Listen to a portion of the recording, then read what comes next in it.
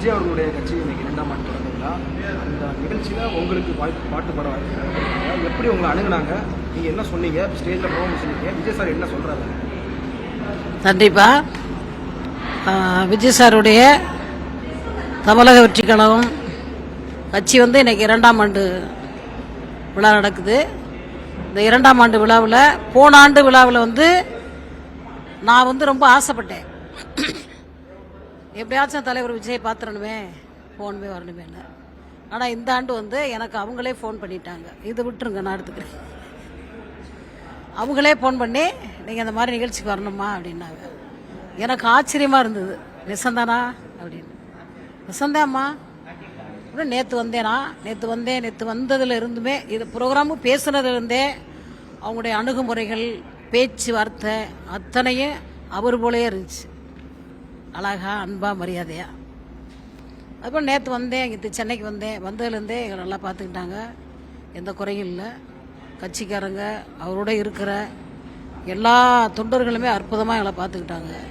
வேறு எந்த குறையும் கிடையாது. பாட்டு பாடினீங்க, விஜய் சாருடைய ஃபேஸில் என்ன ரியாக்ஷன் பண்ணாங்க? அது நான் பண்பிலே சிறந்தவரான்னு சொன்னேன் பாருங்க. அப்போயே மக்கள் வந்து வேற மாதிரி கத்திட்டாங்க. சார் அப்படியே மல்லிகைப்பூ மாதிரி மூஞ்சி இருந்தது, மல்லிகைப்பூ மாதிரி மூஞ்சி அப்படியே மலர்ச்சியாக இருந்தது. நான் பார்த்தேன், ரொம்ப சிரிப்பு. அப்புறம் இந்த சில வரிகள் வந்தால் கொஞ்சம் நான் எடுத்துனேன். அது கரெக்டாக அவங்களுக்கு அமைஞ்சுது.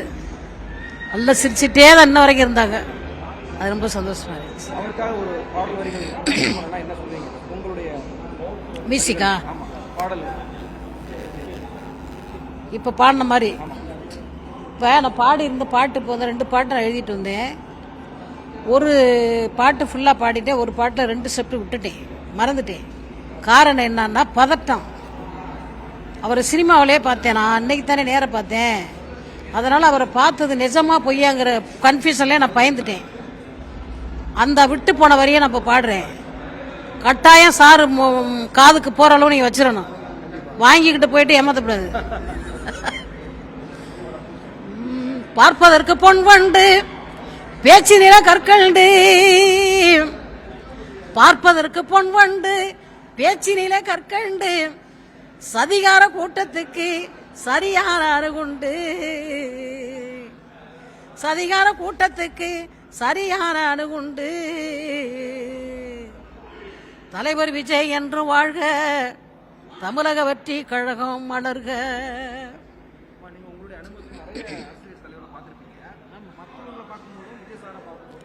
அப்படியெல்லாம் கேட்கக்கூடாது.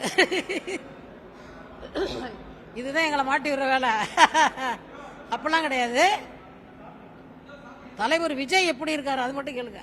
அவருடைய அரசியல் பயணம் நல்லா இருக்கு. ஏன்னா உங்களை போல இளைஞர்கள் வந்து நிறையா அவருக்கு ஊண்டுகோலாக இருக்காங்க, கண்டிப்பாக இருப்பாங்க. அதனால வந்து அவர் அரசியல் வேற மாதிரி நல்ல அரசியல். கொடுத்தா போவேன், கட்டாயம். எனக்கு வாய்ப்பு கொடுத்தால் கட்டாயம் தம்பி எங்கெல்லாம் போறாரோ அங்கெல்லாம் நான் போய் அவருடைய புகழை நான் பாடுவேன்.